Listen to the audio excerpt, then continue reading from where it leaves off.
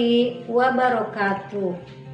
Wilujeng enjing murang kali sadaya kumaha damang pamugi hidup sadaya dina kaayaan sehat sumanget sapapaosna aya dina lindungan Allah Subhanahu wa taala.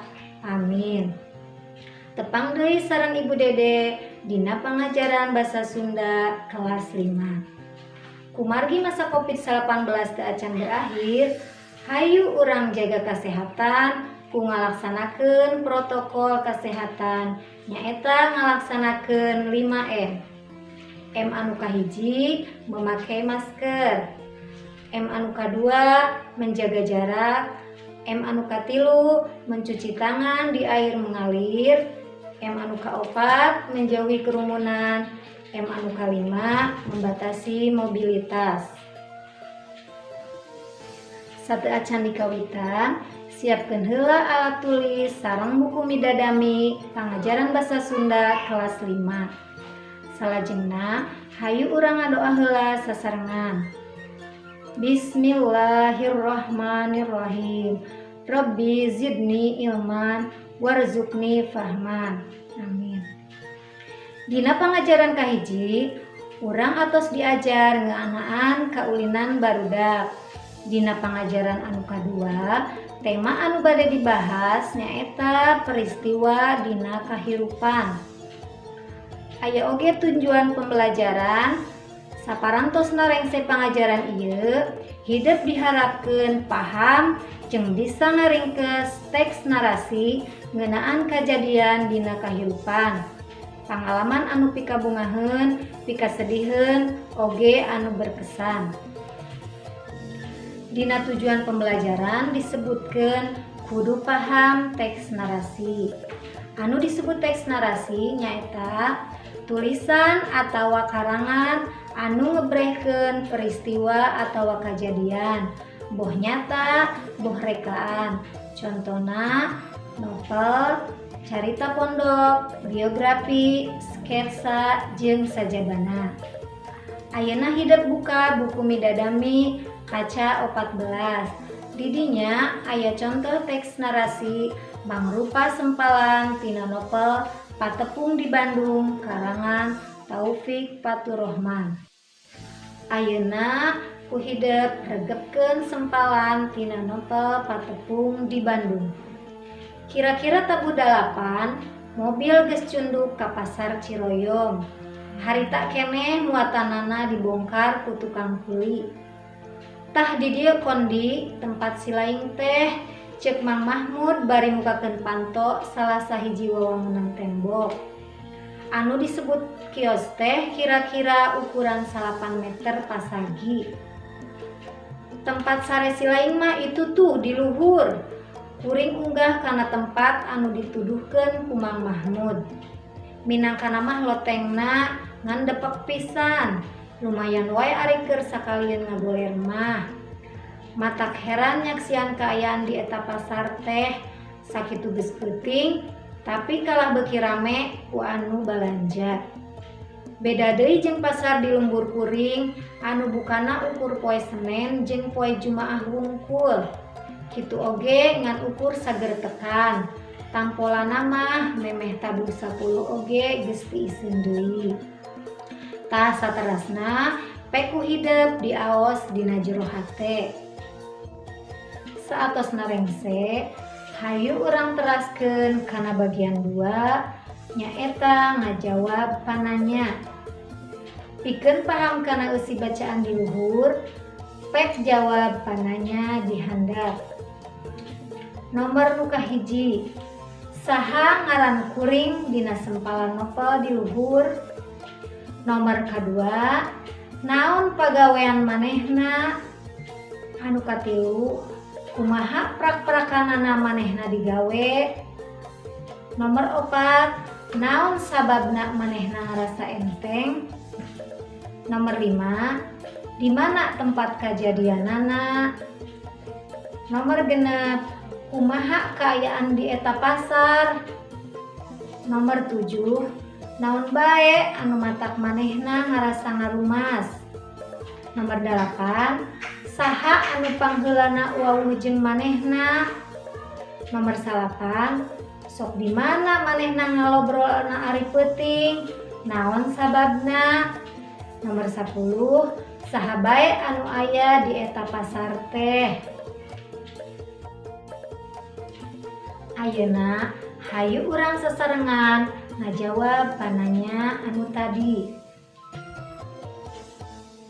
Nomor anu kahiji, saha ngaran kuring dina sempalan novel di luhur?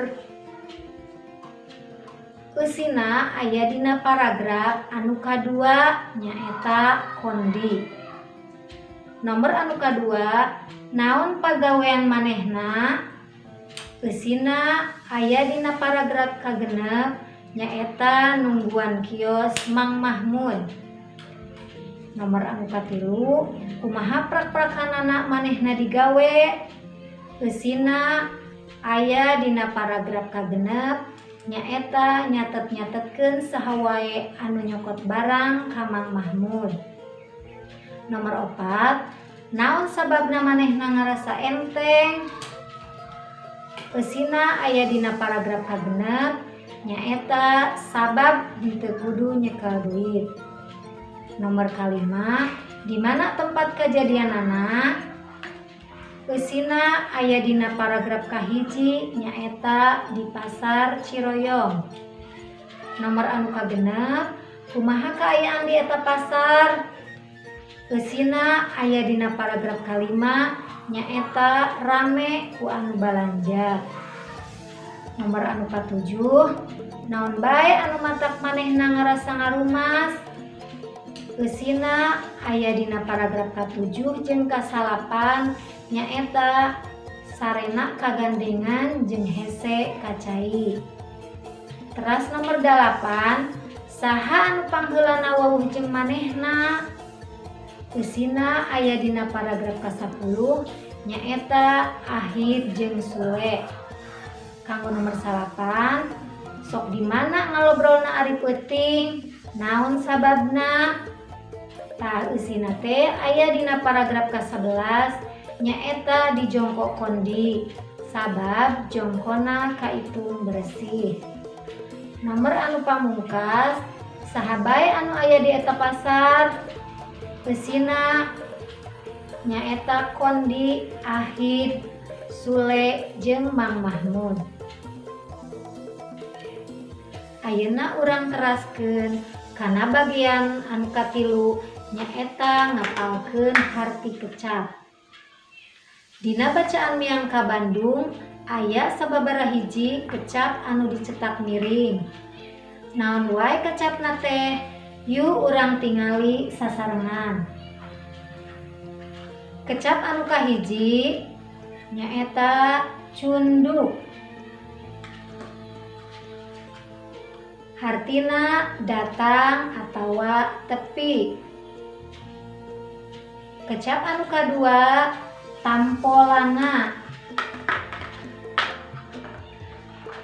Artina sakapeung atawa tempo-tempo. Kecap anu katilu nyaeta ngarumas. Artina ngarasa teu biasa. Salajengna anu kaopat nyaeta kecap ngincing. Artina indit atawa lempang gancang sorangan. Kecap anu kalima nyaeta patunggon. Anu hartina anu nungguan atawa anu ngajaga. Salajengna nomor anu kagenep nyaeta kecap nyegap. Artina nimbulkeun ambeus segap atawa teu ngeunah kana irung. Eta diantarana kecap-kecap anu dicetak miring sareng artina dina bacaan Miangka Bandung. Rupina sakitu wae pangajaran anu tiasa didugikeun dina dinten ieu. Mudah-mudahan aya manfaatna sareng tiasa nambihan pangawuruh hidup sadaya. Teu hilap ibu pesen, sanaos masih dialajar di bumi, urang kedah tetep sumanget dina diajarna. Sareng hidup sadaya kedah ngajaga kesehatan, nuang tuangan anu ngandung gizi, sareng olahraga anu rutin. Hatur nuhun kana perhatosanana, hapunten bila aya kakirangan sareng kalpatan. Akhirul kalam. Wassalamualaikum warahmatullahi wabarakatuh.